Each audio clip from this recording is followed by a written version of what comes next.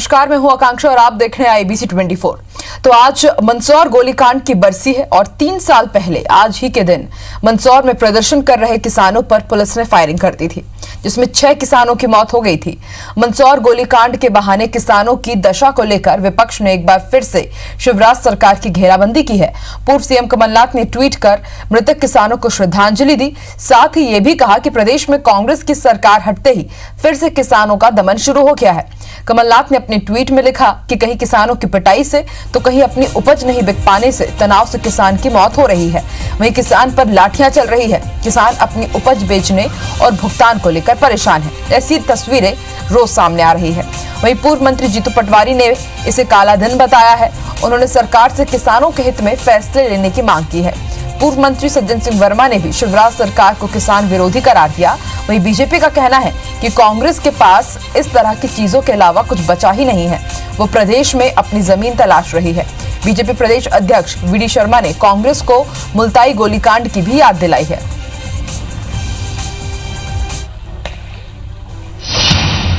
वो काला दिन जिसमें किसानों पर गोलियां चलाकर उनकी हत्या की, आज वही सरकार है, वही मुख्यमंत्री है और वही किसानों की वेदना है। केंद्र सरकार ने शिवराज सिंह चौहान को कहा कि जो अनाज किसान का और सरकार का सड़ा, इसके लिए सरकार दोषी है, मुख्यमंत्री दोषी है। 6 जून वो काला दिवस है जिस दिन शिवराज की भाजपा की सरकार ने मंदसौर जिले के 6 किसानों की छाती पे गोली मारी थी, जो अपनी हक की लड़ाई लड़ रहे थे।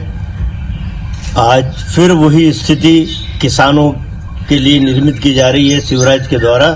मंदसौर के अंदर तो हमारे मुख्यमंत्री उस समय जाकर के तत्काल उनके बीच पहुंचे थे और वहां पर जो घटनाएं जिस प्रकार की हुई थी, उन घटनाओं को तत्काल सरकार ने जो भी जिम्मेदार रहेंगे उनके खिलाफ कार्रवाई भी हुई, सारी बातें हुई और किसानों के प्रति जो सरकार को करना चाहिए था, हर प्रकार से उनकी मदद करने का काम भी भारतीय जनता पार्टी की सरकार ने किया था। और ज्यादा जानकारी के लिए सीधे रुख करेंगे भोपाल का। बात करेंगे हमारे सहयोगी नवीन सिंह से। नवीन, आज मंदसौर गोलीकांड के 3 साल पूरे हो चुके हैं और जैसे कि आशंका जताई जा रही थी, इस पर सियासत आज भी हो रही है। तीसरी बरसी के हिसाब से आज कांग्रेस शिवराज सरकार पर खूब बरसी है और ट्वीट करते हुए कई आरोप लगाए गए हैं। तो वहीं बीजेपी भी बिल्कुल चुप नहीं रही, उसने तुरंत कांग्रेस पर पलटवार किया है और दिग्विजय शासनकाल की याद दिलाई है।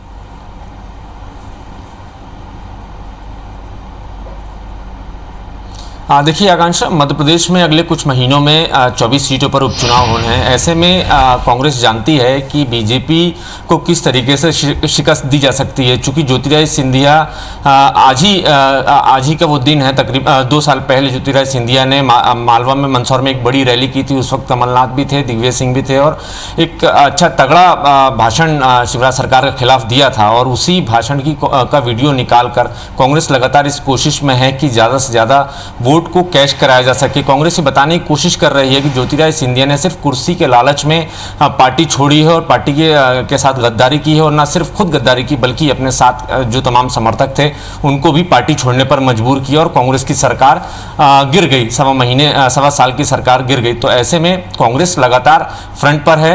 कांग्रेस की हर विंग, चाहे वो यूथ कांग्रेस हो, NSUI हो, कांग्रेस के बड़े पदाधिकारी हो, पूर्व मुख्यमंत्री हो, ये तमाम एक नेताओं की एक बड़ी फहरिस्त है जो लगातार ज्योतिरादित्य सिंधिया के खिलाफ एक अभियान चलाए हुए है। और वही पुराना वीडियो वायरल करके बार बार बताने की कोशिश हो रही है कि ज्योतिरादित्य सिंधिया ने सिर्फ और सिर्फ कुर्सी के लिए गद्दारी की है। हालांकि बीजेपी भी इस मामले में कम नहीं है। बीजेपी लगातार फ्रंट पे है। वीडी शर्मा बार बार दिग्विजय सिंह के शासनकाल के मुल्ताई कांड का जिक्र करते हैं, वो याद दिलाते हैं और साथ ही साथ। ठीक है नवीन, आप हमारे साथ बने रहिए। इस वक्त हमारे साथ बीजेपी प्रवक्ता रजनीश अग्रवाल और कांग्रेस प्रवक्ता नरेंद्र सलूजा भी जुड़े। आप दोनों का ही बहुत बहुत स्वागत है IBC 24 में। रजनीश जी, पहला सवाल आपसे ही। आपने देखा कि किस तरह से कांग्रेस की तरफ से एक बार फिर से ट्विटर के जरिए ट्वीट करते हुए साफ तौर पर आज ये जो मंदसौर गोलीकांड हुई थी, तीसरी बरसी, उसको आज का काला दिवस बताया। किस तरीके से आप इसको देखते हैं, क्या मायने आप निकालते हैं इस ट्वीट के? देखिए, कांग्रेस की बातों से मायने क्या निकालना। सरकार में आए तो कुछ और, विपक्ष में हो तो कुछ और, मुल्ताई में कुछ और, मंदसौर में कुछ और, किसानों के लिए कुछ और, सेठों और कारपोरेट बाबुओं के लिए कुछ और। तो कांग्रेस को क्या मतलब निकालना। ये सरकार में 13 महीने रहे हैं, और मंदसौर के मामले में गृह मंत्री वाला बच्चन जी ने 19 फरवरी को विधानसभा सत्र के दौरान लिखित में जवाब दिया है। वो जो वही जवाब जो सच है, वही जो भारतीय जनता पार्टी कहा करती थी। तो कौन सी बात से, कौन से भाव से ये बात करा करते हैं? और जब सरकार में रहते हुए किसानों के लिए काम करना था तो क्या किया? धोखा दिया, ठगा किसानों को, उनके समर्थन मूल्य पर खरीदी भी नहीं कर सके, उनको ना बोला पाला में सूखा में मुआवजा दे सके, ना उनको तमाम प्रकार के जो वादे वचन आपने किए थे वो निभा सके। केवल झूठ झंझट की राजनीति, केवल कपट, केवल छल और उनसे भोले भाले किसानों को ठगने और धोखा देने का काम इन्होंने किया। इसलिए इनकी बात पर क्या मतलब निकालना? मैंने कहा वो ये बात सब ऑन रिकॉर्ड है, लिखित में है, कोई बयानबाजी मात्र नहीं है। विधानसभा में लिखित जवाब दिया गया, विधानसभा की प्रॉपर्टी होता है और वो विशेष अधिकार के तहत रखी जाती। तो मुझे लगता है कि इनकी बातों जो जिस प्रकार की रही है तो किसी से छिपी हुई बची नहीं है। और यही कारण है कि देश भर में किसान इनसे रुष्ट रहा है, क्योंकि किसानों के बदतर हालात करने में इन्होंने जिस प्रकार की करतूतें की हैं वो सबके सामने उजागर हो चुकी हैं। ठीक है, हमारे साथ कांग्रेस प्रवक्ता नरेंद्र सलूजा जी भी जुड़े हुए। नरेंद्र जी, आपने सुना रजनीश अग्रवाल जी का क्या कुछ कहना है, और आपको पता ही है कि आज कांग्रेस की तरफ से ट्वीट किए गए हैं, आज के दिन को काला दिन बताया गया है। और वही बीजेपी का साफ तौर पर यह कहना है कि अपने शासनकाल के टाइम की भी इनको बातें याद करनी चाहिए, किस तरह से दुख दिया गया था किसानों को। और अभी रजनीश अग्रवाल जी भी कुछ यही बात कह रहे हैं। बड़ी हास्यास्पद बात है, रजनीश अग्रवाल जी की मेरे मित्र हैं। आप देखें 6 जून, आज से 3 वर्ष पूर्व 6 जून 2017 को मंदसौर की पिपला मंडी में अपना हक मांग रहे किसानों के सीने पे गोलियां दागी गई, जिसमें 6 किसानों की मौत हुई। हमने चुनाव के अंदर वादा किया, मंदसौर की पिपला मंडी में हमने वादा किया कि इसके जितने भी दोषी हैं उनको हम कड़ी से कड़ी सजा दिलाएंगे, जो किसानों पे मुकदमे वापस लेंगे, पीड़ितों को न्याय दिलाएंगे। हमारी सरकार के अंदर हमने कई मुकदमे वापस लिए, 45,000 मुकदमे वापस लिए, उस दिशा में हम काम कर रहे थे। जहां तक बाला बच्चन के सवाल की बात कर रहे हैं, तो विधानसभा के अंदर स्थिति स्पष्ट कर चुके हैं बाला बच्चन जी कि हमारी सरकार प्रतिबद्ध है गोलीकांड के दोषियों को सजा दिलाने के लिए। हमने हमारी सरकार में उन अधिकारियों को भी दूर रखा जिन्होंने मंदसौर में गोलीकांड के जिम्मेदार थे, और हमने हमारी जो बात है कि किसानों को न्याय दिलाएंगे दिशा में हम लगातार काम कर रहे थे। हमारी सरकार 15 महीने चली, अब ये वही सरकार आ गई जो किसान विरोधी सरकार है, जिसके मुखिया खुद को किसान पुत्र बताते हैं। आप देखें कि जबलपुर में एक किसान अपनी गाय को अपने खेत के अंदर चारा और पानी पिलाने जा रहा था तो पुलिस ने पीट पीट के उसकी हत्या कर दी। ये उदाहरण सबके सामने। आप देखें कि लगातार अभी प्रदेश के अंदर गेहूं खरीदी केंद्रों पर 4 किसानों की मौत हो चुकी। बात करें तो आगर मालवा में किसान प्रेम सिंह की, देवास में जयराम मंडलोई की, बैतूल और अशोकनगर में 4 किसानों की मौत हो चुकी। ये वही है जहाँ श्योपुर के अंदर किसान खरीदी के लिए लाइन लगा के खड़ा था तो बुरी तरीके से लाठियों से पीटा गया। तो ये दमन वाली सरकार वापस आ गई है। आप देखें अभी 2 दिन की बारिश में निसर्ग तूफान की चेतावनी 4 दिन पूर्व दी गई थी, उसके बाद भी हजारों मीट्रिक टन गेहूं को खुला रखा गया, वेयर हाउस में नहीं पहुंचाया गया, और वो गेहूं भीगा, करोड़ों की बर्बादी। जी रजनीश जी, आपने सुना और लगातार तस्वीरें भी कुछ इस तरह की रजनीश जी आई है कि किस तरह से किसान परेशान हो रहे हैं गेहूं उपार्जन केंद्र में, इसके बारे में आप क्या कहना चाहेंगे? देखिए, मैंने एक तो बाला बच्चन जी के बारे में कहा, बाला बच्चन जी ने विधानसभा में कुछ और बाहर निकल के मीडिया के सामने कुछ और, जब दिग्विजय सिंह जी उनके बयान का विरोध करने लगे, और विधानसभा की रिकॉर्ड में है, मैंने पहले कहा। और मंदसौर की घटना के बारे में वही बात कही जो भारतीय जनता पार्टी शासन के दौरान कहा करती थी, जो जांच रिपोर्ट के दौरान था, और वो लिखित में है, ऑन रिकॉर्ड है, विधानसभा की प्रॉपर्टी है, मैंने अभी कहा। दूसरी बात, किसानों के हित में, किसानों के हक के लिए जो सरकार वचन देकर आई थी कांग्रेस की, कमलनाथ जी के नेतृत्व में, उन्होंने ठगा धोखा दिया। ये बात सबको, मुआवजा एक किसान को दिया हो, ओला पाला सूखा का या किसी भी संकट के आए समय का, या दूसरे मामले में जो वचन उन्होंने कर्जा माफी का निभाया था, 2 लाख की तक कर्जा माफी 10 दिन के भीतर कर देंगे, फिर इन्होंने कहा हमने तो 2 घंटे के भीतर कर दिया। असर क्या हुआ? दिग्विजय सिंह जी को घेर रहे हैं लोग, कमलनाथ जी तो जनता के बीच में जाते ही नहीं, बाकी नेताओं के क्या हाल है इनके पूछिए, समझ में आ जाएगा। लोग कांग्रेस पार्टी को छोड़ छोड़ के भगे, जो उन्होंने वादे वचन किसानों के साथ किए थे वो नहीं निभाए। और अभी जो किसानों को 1% भी किसी भी प्रकार का नुकसान न होने दिया, न होने देंगे। समर्थन मूल्य पर खरीदी करने का रिकॉर्ड उपार्जन करने का काम शिवराज सिंह चौहान जी की सरकार में किया है। हर प्रकार की खरीदी, अनाज की खरीदी, समर्थन मूल्य पर खरीदी, जो किसी भी कांग्रेस शासित राज्य में संभव नहीं हुई। पिछले साल भी सरकार कांग्रेस की थी मध्य प्रदेश में, संभव नहीं हुई, और किसानों के खातों में पैसे डालने का काम किया। केंद्र से मोदी सरकार के द्वारा किसानों के खाते में सीधा पैसा, मध्य प्रदेश की सरकार के द्वारा सीधा पैसा, और उनके हर संकट के समाधान के साथ जरा किसानों के बीच में आप जाइए तो आपको ध्यान में आ जाएगा। ठीक है नरेंद्र जी, आप क्या कुछ कहना चाहेंगे? आप भी रिएक्शन दीजिए अपना। आप देखेंगे आज भी देवास और मंदसौर में किसानों ने खरीदी केंद्रों पे अव्यवस्थाओं को लेकर चक्का जाम किया है। हाँ। ये शिवराज सरकार में चक्का जाम कर रहे हैं, कर्ज माफी की ये बात कर रहे हैं, तो हम इनको बताना चाहते हैं हमने पहले चरण में 21 लाख किसानों का कर्ज माफ किया, दूसरे चरण में 7 लाख किसानों का कर्ज माफ कर रहे थे, दूसरा चरण चालू था और तीसरा चरण हमारा 1 जून से चालू होने वाला था। और हमने तो खुद इनके मुख्यमंत्री जो वर्तमान शिवराज सिंह चौहान के घर में खुद गया, हम अपने सिर पे बंडल लेके गए कर्ज माफी के नामों की सूची, जिसमें खुद शिवराज जी के परिजनों के नाम थे, हम उनके घर सौंप के आए। और जो इनके वर्तमान कृषि मंत्री कमल पटेल, उनकी पत्नी का भी कर्ज माफ हुआ है, उसके भी रिकॉर्ड में आंकड़े हैं, मोबाइल नंबर से सब डाटा उपलब्ध है। तो उसका अध्ययन कर लें कि खुद मुख्यमंत्री और कृषि मंत्री हमारी कर्ज माफी का फायदा ले चुके हैं।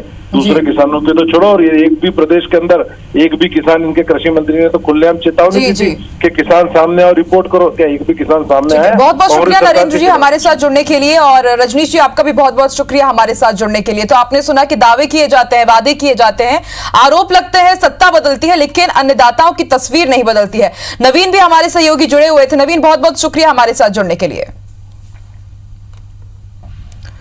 बड़े आगे बात करेंगे जबलपुर की। जबलपुर में कल टोटल लॉकडाउन होने वाला है। कलेक्टर भरत यादव ने इसके लिए आदेश जारी कर दिए हैं। शहरी सीमा की अगर बात की जाए तो वहां की सभी दुकानें बंद रहेगी और 2 व्हीलर हो या फिर 4 व्हीलर हो, उन पर भी बैन लगा दिया गया है। कोरोना संक्रमण को रोकने के लिए प्रशासन ने ये बड़ा फैसला लिया है।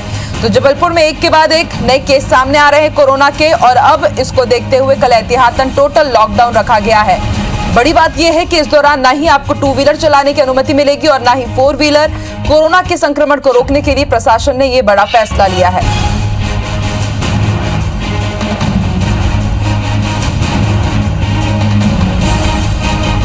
चलिए सीधे रुक करेंगे जबलपुर का। बात करेंगे हमारे सहयोगी विजेंद्र से। विजेंद्र, कल जबलपुर में टोटल लॉकडाउन होने वाला है।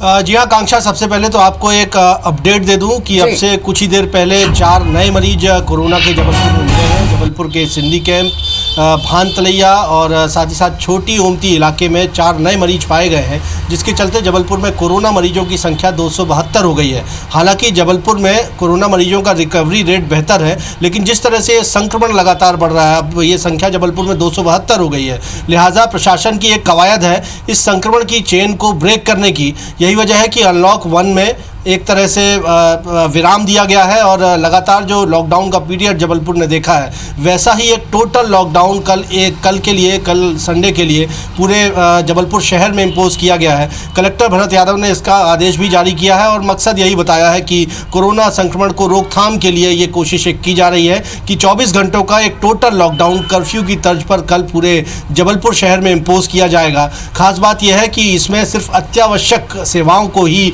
छूट मिलेगी। इसके अलावा सभी तरह के निजी दफ्तर, सभी तरह की दुकानें अत्यावश्यक सेवाओं को छोड़कर पूरी तरह से बंद रहेंगी। और साथ ही साथ बड़ा फैसला ये भी है कि किसी तरह का ट्रांसपोर्टेशन ना हो, सड़क पर लोग ना निकले, लिहाजा 2 व्हीलर और 4 व्हीलर ये सभी तरह के वाहन। आप भी नजर बना के रखिएगा, कल टोटल लॉकडाउन होने वाला है और उम्मीद यही करते हैं कि इस लॉकडाउन का असर भी कल देखने को मिले। बहुत बहुत शुक्रिया पूरी जानकारी के लिए।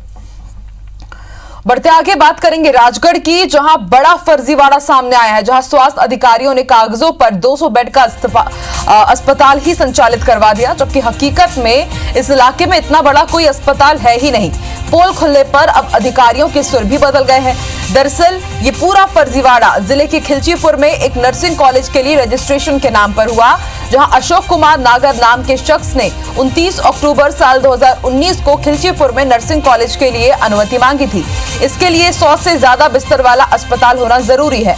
आवेदन देने वाले ने कागजों में सर्व सुविधा युक्त 200 बेड का बड़ा अस्पताल दिखाया। राजगढ़ के CMHO के निर्देश पर खिलचीपुर के BMO डॉक्टर R पुष्पक और डॉक्टर NK वर्मा समेत डॉक्टरों की टीम ने आवेदन में बताया अस्पताल का फर्जी तरीके से निरीक्षण करवा दिया और उसे ओके बता दिया, जिसकी रिपोर्ट के आधार पर नर्सिंग कॉलेज की अनुमति दे दी गई। 5 नवंबर साल 2019 को Sainath hospital and research centre को अस्पताल के आधार पर खिलचीपुर में मौजालपा नर्सिंग कॉलेज के नाम से अनुमति मिल गई, जो प्रदेश की BSc नर्सिंग कॉलेज की ऑनलाइन सूची में 374 नंबर पर दर्ज है।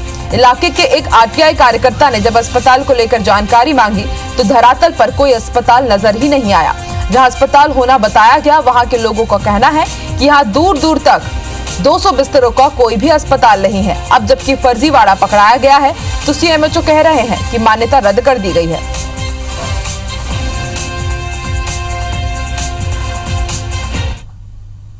मेरे द्वारा उसका स्वयं परीक्षण किया गया, तो मेरे द्वारा परीक्षण करने पर उसको उसका सर्टिफिकेशन कैंसिल कर दिया गया। इवन वहां से भोपाल से भी आया था कि आपने क्यों कैंसिल कर दिया, तो मेरे द्वारा ये लिखा गया कि मेरे स्वयं के द्वारा उसको निरीक्षण करने पर वो नहीं पाया गया। वर्तमान में तो कहीं ऐसा हॉस्पिटल कुछ सूचना नहीं मिली है कि है।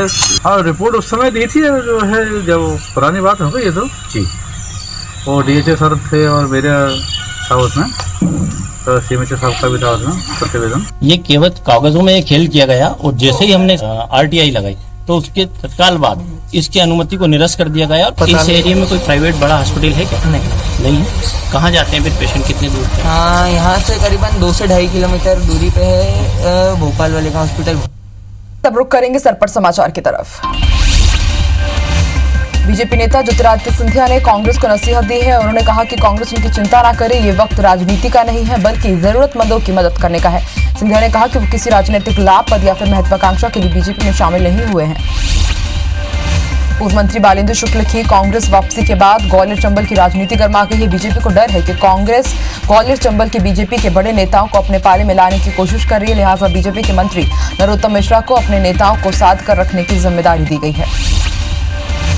मध्य प्रदेश में शराब दुकान खोलने को लेकर शराब ठेकेदारों और सरकार के बीच तनातनी चल रही, जिस पर विपक्ष ने सरकार पर हमला बोला है। पूर्व मंत्री पीसी शर्मा ने कहा है कि ठेकेदार शराब की दुकानें खोलने से मना कर रहे हैं और सरकार शराब को सोमरस बताकर बेचना चाहती है। पीसी शर्मा के बयान पर बीजेपी प्रदेश अध्यक्ष वीडी शर्मा ने पलटवार किया है। उन्होंने कहा कि कांग्रेस को इस विषय में बोलने का हक ही नहीं है, क्योंकि कांग्रेस ने मध्य प्रदेश को मदिरा प्रदेश बना दिया था। मध्य प्रदेश के राज्यपाल लालजी टंडन ने शनिवार को राजभवन में प्रदेश की सरकारी यूनिवर्सिटीज के कुलपतियों के साथ बैठक की। बैठक में कोविड-19 की गाइडलाइन के हिसाब से समय पर महाविद्यालयों की परीक्षा कराने के निर्देश दिए गए हैं। राज्यपाल ने कहा कि विश्वविद्यालयों का काम सिर्फ डिग्री देना नहीं है, शोध के साथ नए प्रयोगों पर भी फोकस करें। इंदौर में अनलॉक पार्ट 1 की शुरुआत होते ही शहर में क्राइम बढ़ने लगा है। ऐसे में पुलिस लगातार बदमाशों की धरपकड़ कर रही है। पुलिस ने सांवेर के वैष्णव विद्यापीठ में बने अपने अस्थायी जेल को फिलहाल बनाए रखने का निर्णय लिया है। डीआईजी के साथ सभी अधिकारियों ने अस्थायी जेलों का दौरा किया।